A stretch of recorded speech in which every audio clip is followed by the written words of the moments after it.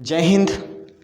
आज के अपने इस लेक्चर में आप पढ़ पाएंगे क्लास 12th की बायोलॉजी चैप्टर नंबर 11 चैप्टर है जैव प्रौद्योगिकी सिद्धांत व प्रक्रम, बायोटेक्नोलॉजी प्रिंसिपल एंड प्रोसेस।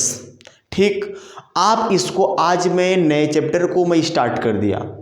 आप 11th चैप्टर में बहुत सारी जानकारी आप प्राप्त कर पाओगे कि चलो हम जानते हैं कि बायोटेक्नोलॉजी क्या है, जैव प्रौद्योगिकी सिद्धांत व प्रक्रम। मैं उतना नहीं लिखा हूं, आप ध्यान दीजिएगा, जैव प्रौद्योगिकी सिद्धांत व प्रक्रम। इस चैप्टर में आप पढ़ोगे कि जैव प्रौद्योगिकी होता क्या है, जैव प्रौद्योगिकी है क्या, बायोटेक्नोलॉजी है क्या, और इसमें क्या प्रिंसिपल होता है, इसके क्या प्रोसेस होते हैं, आप फटाफट पढ़ोगे। चलो हम बात करते हैं।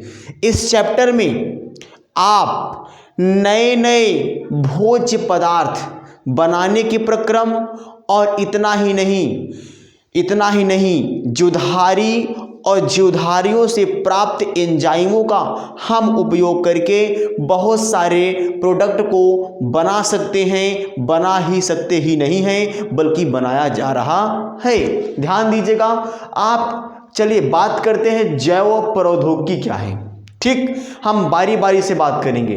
जैव प्रौद्योगिकी जिसकी इंग्लिश बनती है बायोटेक्नोलॉजी। आप जानते हैं बायो का मतलब क्या होता है, जीवन होता है। ठीक है, बायो का मतलब क्या होता है दोस्तों, जीवन होता है। और टेक्निक लगा देते हैं, क्या लगाते हैं, टेक्निक। कौन लगाता है, इंसान, वैज्ञानिक, डॉक्टर्स, इंजीनियर क्या करते हैं, जीवन में मनुष्यों के और जानवरों के जीवन का अलग टेक्निक लगाकर लॉजी अध्ययन कर लेते हैं। उसी को हम क्या बोलते हैं, बायोटेक्नोलॉजी। यानी हम किसी जीवधारी का उपयोग करके उससे प्राप्त प्रोडक्ट को हम ऊंचे यानी एक व्यावसायिक पैमाने पर, यानी उसे हम सेल करने के पैमाने पर, पैसा कमाने के पैमाने पर हम उसको प्रोडक्शन करते हैं। प्रिंसिपल, उसके क्या उद्देश्य हैं, उसके उद्देश्य क्या हैं और उनके प्रोसेस क्या हैं, आप इस चैप्टर में पढ़ोगे। ध्यान दीजिएगा। इसमें क्या होता है, जीवधारी या उनसे प्राप्त एंजाइमों का हम उपयोग करते हैं। ठीक है, अब आप जानते हैं जीवधारियों से क्या निकलता है, मिल्क निकलता है, दूध निकलता है, उसे मट्ठा बनाते हैं। ठीक है, आप जानते हैं बहुत सारे बकरियां होते हैं, भेड़ होते हैं, उनके बाल को निकाल कर क्या करते हैं, उससे बड़े बड़े प्रोडक्ट बनाया जाता है।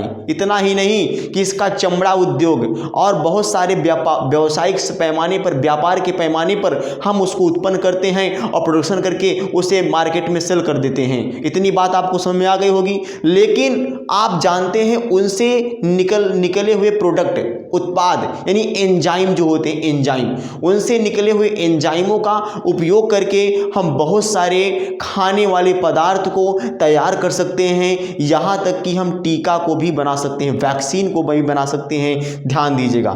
जैसे आप जानते हैं, अगर हम बात करेंगे, जैसे अगर हम इनकी हम बात करते हैं तो ध्यान दीजिएगा, बहुत अच्छे से आप सुने। ठीक है, अब ध्यान दीजिएगा। अब इसमें हम जानते हैं डबल रोटी। ठीक है, डबल रोटी। और क्या होता है, डबल रोटी हो गया, शराब हो गया। ठीक है, शराब हो गया, पनीर हो गया। ठीक, शराब हो गया, पनीर हो गया, मक्खन तथा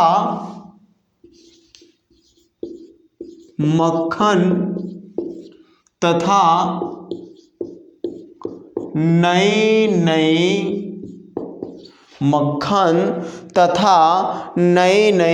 सॉरी, यहाँ पे थोड़ा सा क्या है, जल्दबाजी में थोड़ी सी मिस्टेक हो जाती है। मक्खन तथा नए टीकों आप जानते हैं ना, वैक्सीन, टीकों का उत्पादन होता है, टीकों का निर्माण, टीकों आदि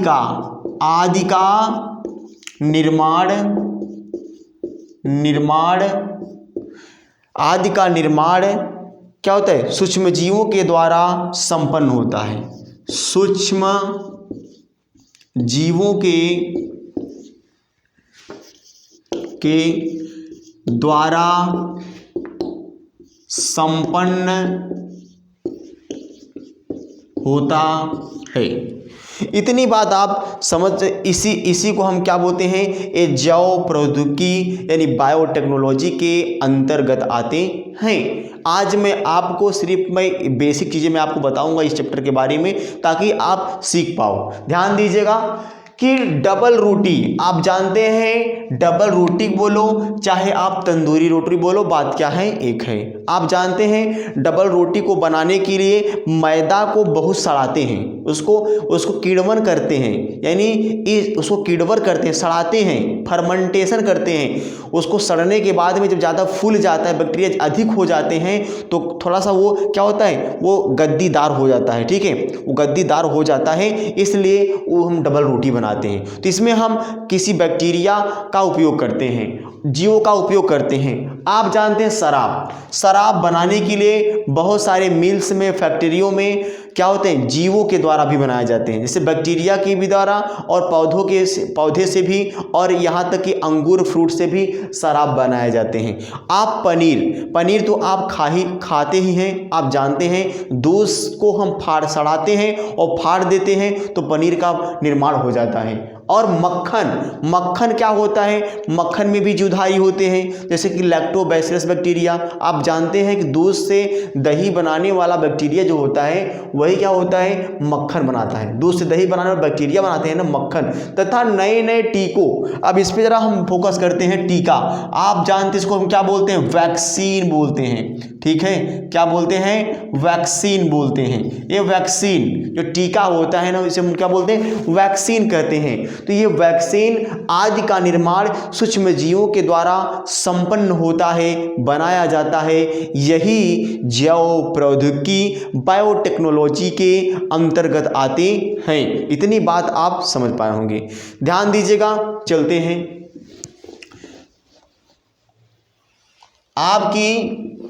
आप जानते हैं कि इस प्रक्रम में आज के ज़माने में बहुत ही ज़्यादा क्या होता है, विकास हुआ है।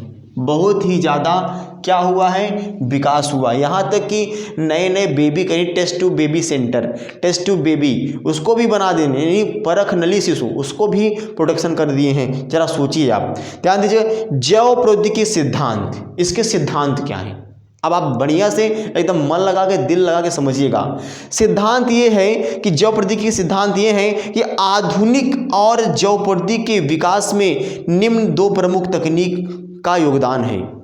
मतलब कि अब क्या है, इसका सिद्धांत क्या है, बायोटेक्नोलॉजी का सिद्धांत क्या है, प्रिंसिपल क्या है। इसके जो प्रिंसिपल हैं दो प्रकार के हैं, यानी हमारे कहने का मतलब है कि आधुनिक और जैव प्रौद्योगिकी से विकास में निम्न प्रमुख तकनीकों का दो विकास हुआ है। पहली बात तो हम बोलते हैं आनुवंशिक इंजीनियरिंग। आप बढ़िया समझिएगा, दो चीज आपको बढ़िया समझना है बस। आनुवंशिक इंजीनियरिंग, आनुवंशिक इंजीनियरिंग, ठीक है, इसको बोलते हैं जेनेटिक इंजीनियरिंग। आनुवंशिक इंजीनियरिंग, आनुवंशिक इंजीनियरिंग, इसको बोलते हैं जेनेटिक इंजीनियरिंग। ठीक, क्या बोलते हैं, जेनेटिक इंजीनियरिंग। बहुत आप अच्छे समझिएगा, हमें हिंदी इंग्लिश दोनों भी आपको मैं बता देता हूँ। आनुवंशिक इंजीनियरिंग, जेनेटिक इंजीनियरिंग, और दूसरा क्या है, सॉरी यहाँ पे आई नहीं रहेगा, यहाँ पे ई रहेगा। ठीक है, जेनेटिक इंजीनियरिंग और जैव प्रक्रम रासायनिक इंजीनियरिंग। जैव प्रक्रम रासायनिक इंजीनियरिंग, जैव प्रक्रम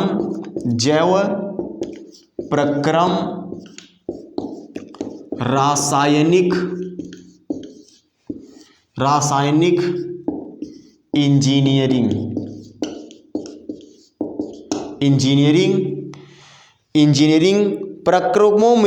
प्रक्रमों में रोगाणु रहित, प्रक्रमों में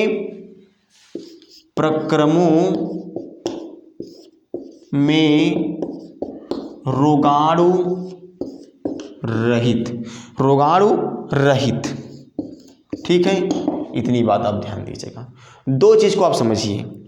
आनुवंशिक इंजीनियरिंग क्या होता है, आप जानते हैं जो इस तकनीक में जो आनुवंशिक पदार्थ होते हैं, आनुवंशिक पदार्थ क्या होता है, डीएनए होता है, डीएनए होता है और आरएनए होता है। DNA RNA is known as genetic material.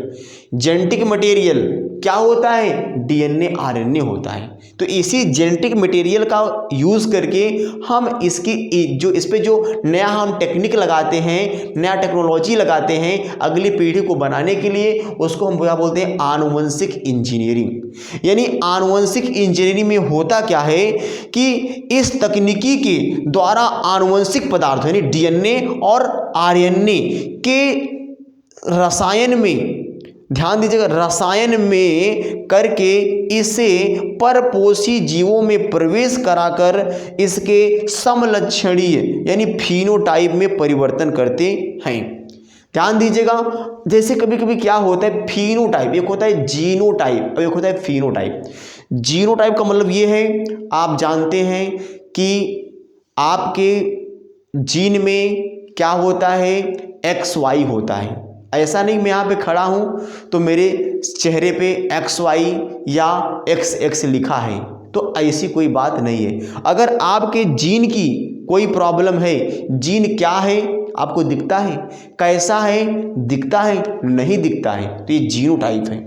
लेकिन जब बच्चा पैदा होता है तो लंबा है कि मोटा है, काला है, कैसा है आपको दिखाई देता है, इसी को हम क्या बोलते हैं, फिनोटाइप। फिनोटाइप का मतलब क्या होता है, जीनोटाइप मतलब होता है जीन रूप और फिनोटाइप का मतलब है दृश्य रूप। जैसे आप मटर के खेत में जाओगे तो मटर क्या होता है, मटर के हाइब्रिड को, संकर बीज को तुम नहीं देख पाओगे, लेकिन बौने वालों को देख पाओगे। तो बौना और लंबा वाला क्या हो गया, फिनोटाइप हो गया। ठीक है, आप उसमें आप पढ़ोगे, ध्यान दीजिएगा। तो इसमें क्या होता है, डीएनए आरएनए का उपयोग करके समलक्षणीय यानी नए नए अच्छे प्रकार के फिनोटाइप प्रोडक्ट का निर्माण करना, नए बेबीज का, नए प्लांट का, नए सीड का, यानी कुल मिला के हाइब्रिड प्रोडक्ट का फॉर्मेशन करना, इसी घटना को क्या बोलते हैं, आनुवंशिक इंजीनियरिंग। मतलब कि आनुवंशिक इंजीनियरिंग का मतलब ये होता है आनुवंशिक पदार्थ का उपयोग करके दूसरे के अंदर क्या होता है, क्लोन कर देना।